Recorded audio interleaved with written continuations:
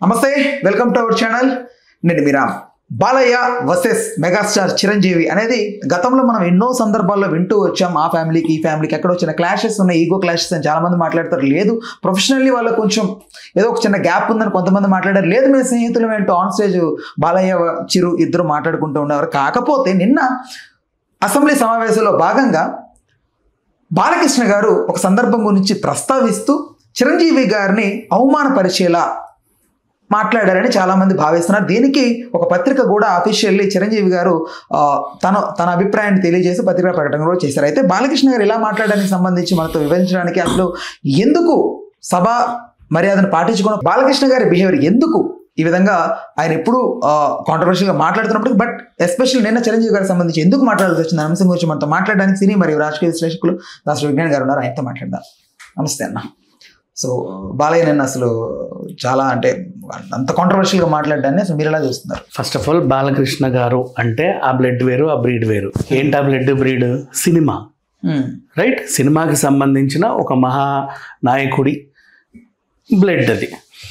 So సినిమానే తన first preference. Cinema నుంచే తన రాజకీయం, సినిమా నుంచే తను ఇంకెక్కడికైనా వచ్చాడు. సినిమాటిక్గానే మాట్లాడతారు సినిమా నుంచి వచ్చిన వాళ్ళు. డన్. ఇప్పుడు సినిమాల్లో ఫర్ ఎగ్జాంపుల్ విలన్స్ సైకో లాగా యాక్ట్ చేస్తారు. షాడిజం బిహేవింగ్ తోనే ఉంటుంది మోస్ట్లీ చాలా సినిమాలు. విలన్ షాడిజం, సైకోయిజం ఎలా ఉంటుంది అంటే హీరోని తన కాళ్ళ దగ్గరికి రప్పించుకోవడానికి వాళ్ళ ఫ్యామిలీని కిడ్నాప్ చేసి చెట్టు కట్టేస్తాడు. అంతేగా చాలా సినిమాలు ఇవేగా. నిన్ను నా దగ్గర రప్పియాలంటే నువ్వే నా దగ్గరకు వస్తావు చూడు అని సవాల్ చేస్తాడు. ఎందుకు అని అడిగితేనేమో ఫోన్ చేస్తే ఫ్యామిలీ ఎవరు ఉంటారు, అందరూ అక్కడ ఉంటారు, ఇట్లా వేలాడుతూ ఉంటారు అనమాట విలన్ వెనకాల. So at a time hero ఇక్కడ రావాల్సి ఉంటుంది. నౌ ఇప్పుడు వైసీపీ పార్టీ గురించి మాట్లాడుకుందాం. ఇక్కడ కట్ చేసుకో. ఆయన గెలిచిన తర్వాత సినిమా వాళ్ళ ఆయన్ని పట్టించుకోవాలా, శుభాకాంక్షలు చెప్పాలా, మీరే నా దగ్గరికి రావాలి, నేను మీ దగ్గర రావడం ఏంటి అనేది అవలంబించాడు. పేర్ని నాని ఒకన్నా ఆయన ఇంకో వైపు ఉన్నా మీరే నా దగ్గరికి రావాలి. పేర్ని నాని అడిగింది ఒకే ఒక రిక్వెస్ట్, సినిమా ఇండస్ట్రీ తరఫున స్మిత, అది కూడా ఒక మ్యూజిక్ ప్రోగ్రాంలో ఒక ఆవిడ పాపం పాట పాడుతుంటే మా ఊరికి బస్ లేదు అంటే లైవ్లో ఆయన అడిగితే ఆయన వెంటనే బస్సు ఏర్పాటు చేశాడు.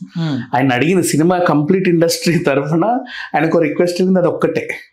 అంతకు మించి పెద్ద పెద్ద హీరోల దగ్గర నుంచి చిన్న హీరోల వరకు ఎవరు కూడా ఆయనకి వైసీపీని కానీ జగన్ని కానీ పేర్ని నాని గారిని కానీ అంటే సినిమాటోగ్రఫీ మంత్రి ఆయన్ని కానీ ఎవరు కూడా ఏ రిక్వెస్ట్లు చేయాలా, వాళ్ళ దగ్గర రాలా. నెంబర్ 1. నెక్స్ట్ ఇంకొకటి, షూటింగ్లో ఆంధ్రాలో కూడా జరగట్లా, రెవెన్యూ రావట్లా. బికాజ్ ఒకప్పుడు బాలకృష్ణ గారి సినిమాలు చేసిన టైంలో అన్ని ఊర్లలో ఏదో ఒక విలేజ్లో షూటింగ్స్ అయ్యేవి.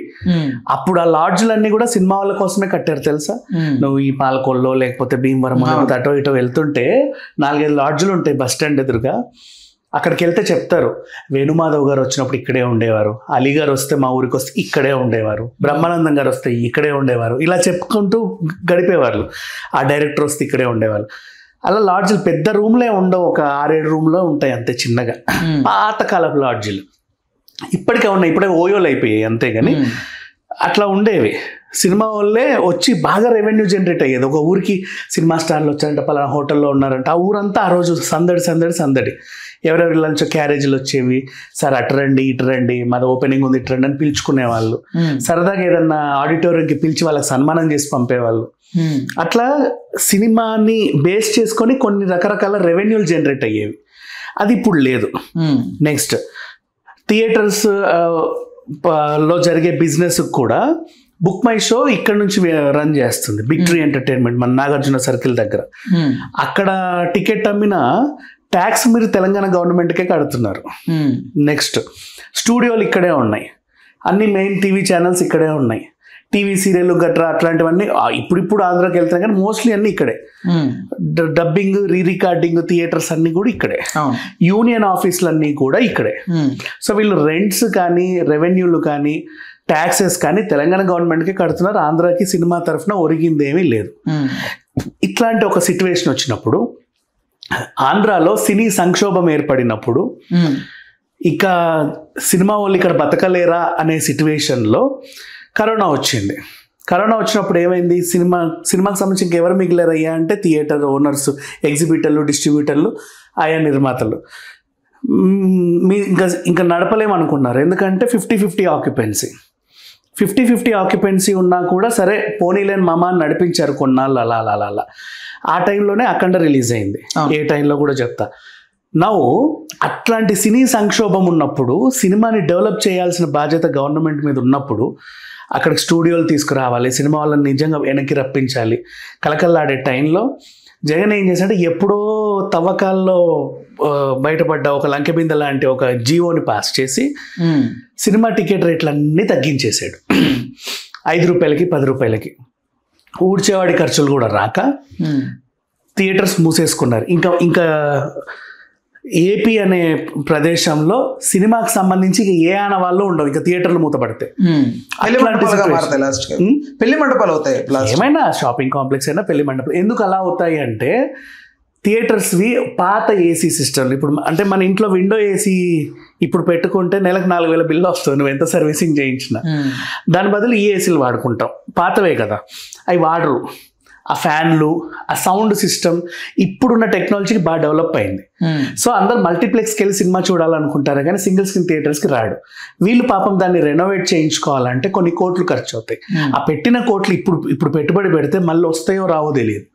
అట్లాంటి సిచ్యువేషన్ కాబట్టి వాళ్ళు అలా ఉన్నారు బిక్కుబిక్కుమంటూ. ఆ టైంలో ఇంకా మూసుకుంటే ఇంకా ఏపీలో సినిమాకి సంబంధించి ఆనవాళ్ళు పూర్తిగా చెరిగిపోతాయన్న సిచ్యువేషన్లో జగన్ దాన్ని డెవలప్ చేయాల్సింది పోయి టికెట్ రేట్లు తగ్గించేసరికి బాలయ్యకి మండింది. ఇప్పుడు ఆయన ఎలా పోల్చాడు? ఇప్పుడు ఆ సినిమాని మళ్ళీ తీసుకొస్తా, సైకో బిహేవియర్ అంటారు దీన్ని. మీరందరూ నా దగ్గరికి ఎలా వస్తారో నేను చూపిస్తా, మీరే నా కాళ్ళ దగ్గరకు వచ్చి ఎలా చేస్తా అని. అప్పుడు సినిమా వాళ్ళందరూ జగన్ గెలవడానికి వెళ్ళారు. అంతేనా?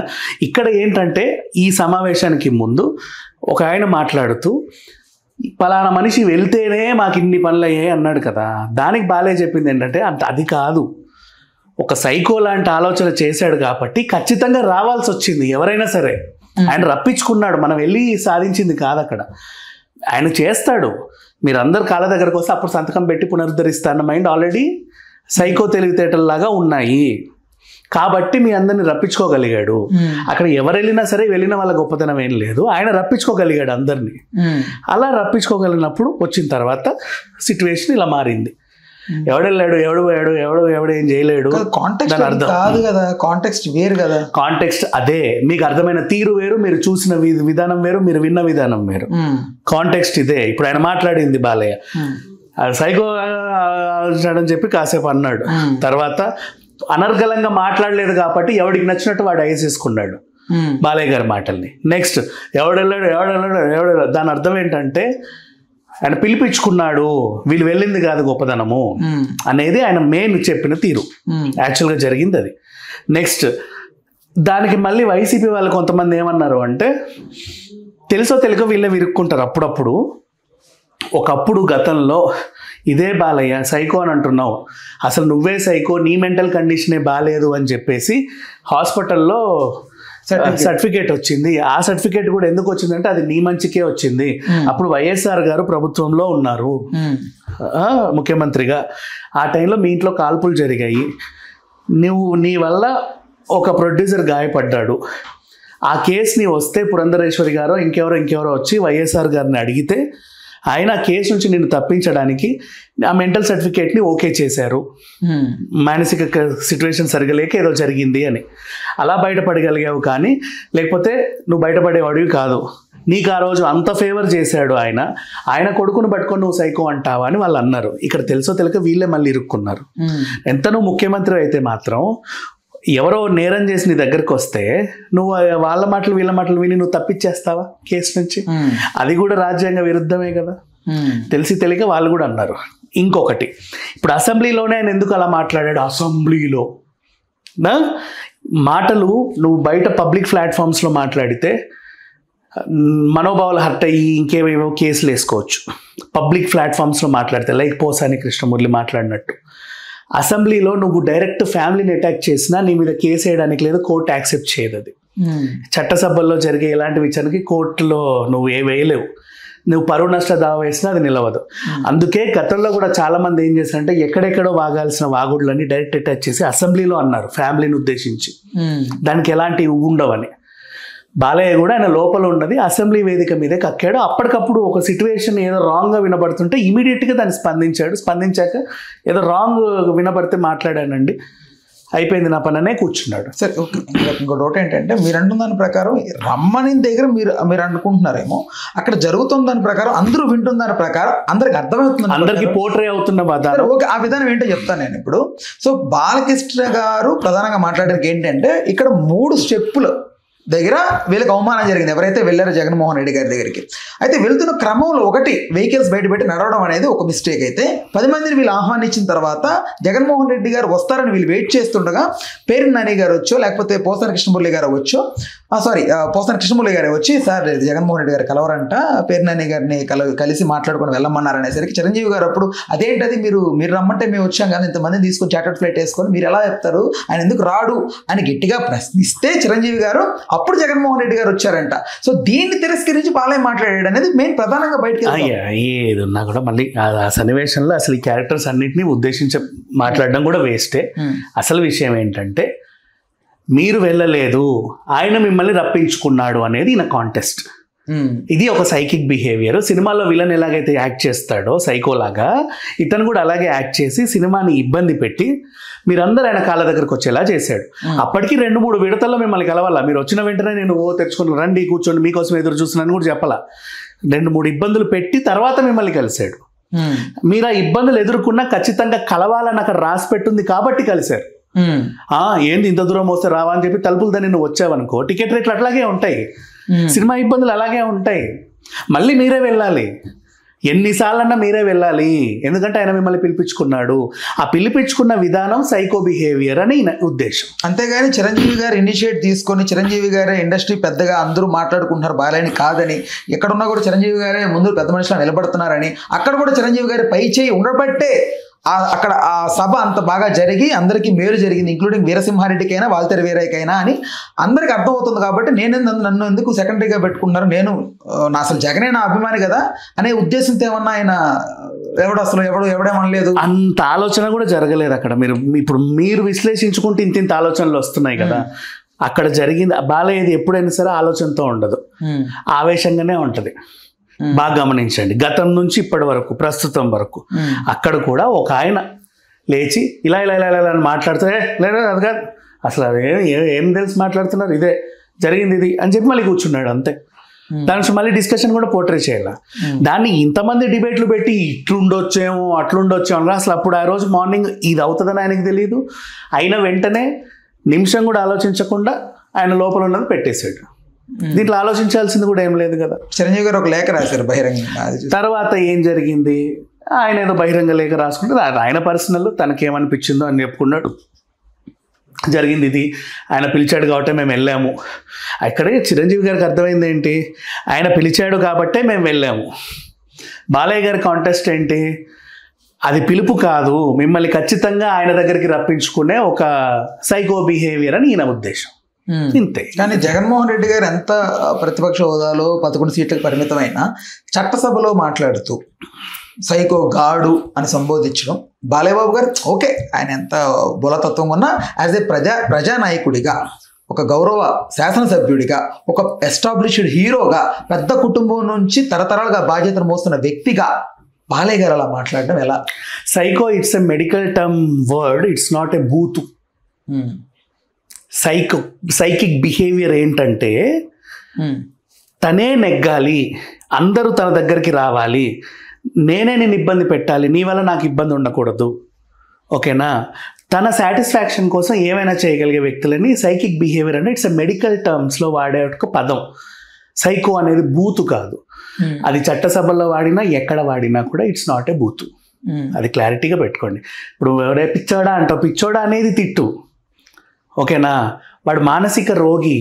సైంటిఫికల్గా ఎవరినైనా సరే అంటావా, ఆ సైకోని కలవడానికి వెళ్ళిన ఆ సైకోని అంటే ఆ సైకో మెంటాలిటీ గలవాంటి అని అర్థం. గాడు సైకో గాడ్ని అనేది తప్పు కదా. ఆయనకు అలా వచ్చింది. సైకో అనేది గాడు వీడు అని అంటావు, వాడు పిచ్చోడు అంటగా, పిచ్చి గారు అనరుగా ఎవరు కాదు. అదే చెప్తున్నామా, నువ్వు యాక్సెప్ట్ చేయడానికి సిద్ధంగా లేవు కానీ వినడానికైతే సిద్ధంగా ఉన్నావా, విను.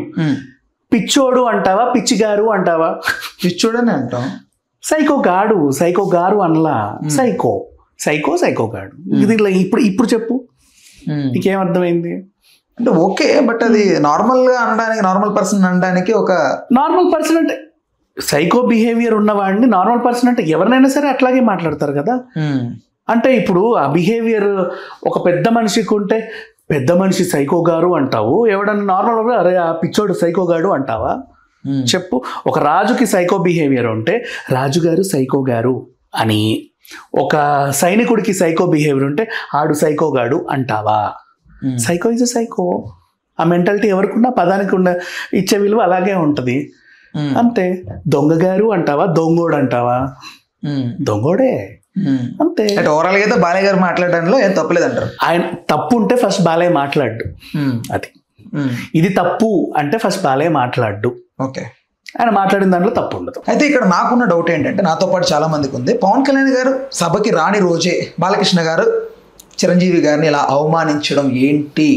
పవన్ కళ్యాణ్ గారు ఉంటే అవమానించేవాడు కాదు అని చాలా మంది అనుకుంటారు. ఏం చెప్తారు? అసలు ఇక్కడ చిరంజీవి గారి పదమే బాలయ్య మైండ్లో లేదు. ఆయన ఉద్దేశించి మాట్లాడింది ఇండస్ట్రీకి జరిగిన ఒక సంక్షోభం గురించి ఆయన మైండ్లో ఎప్పటి నుంచో ఉంది కాబట్టి అలా కూర్చున్నాడు. సడన్గా ఒక మనిషి ఏదో మాట్లాడాడు, వెంటనే లేచి నాకు అభ్యంతరం ఉందని చెప్పి దాన్ని క్లారిటీ చేశాడు. పని అయిన తర్వాత కూర్చున్నాడు.